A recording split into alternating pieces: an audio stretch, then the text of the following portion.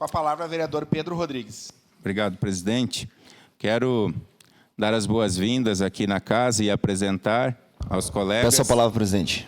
O presidente do Centro Filantrópico Simão Lundrig, o pastor Matheus Levi, que se faz presente ali.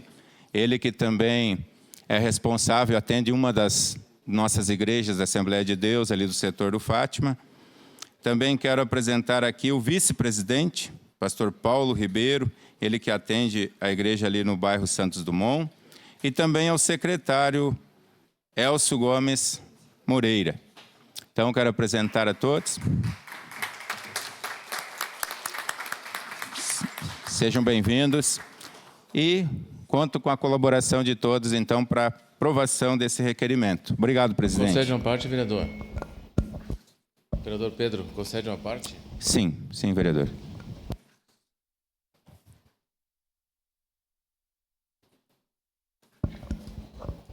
Vereador Pedro, parabenizar a Vossa Excelência e fiz questão de pedir no seu espaço de discussão de 5 minutos para também fazendo uma saudação aos pastores que estão aqui, o Matheus, o Paulo e o secretário Elcio. É isso, né? Isso aí. Pela importância que tem o Centro Filantrópico da Ciência Social Charles Leonardo Simon Lundgren, porque tive a oportunidade já de ser secretário de Educação por 3 vezes.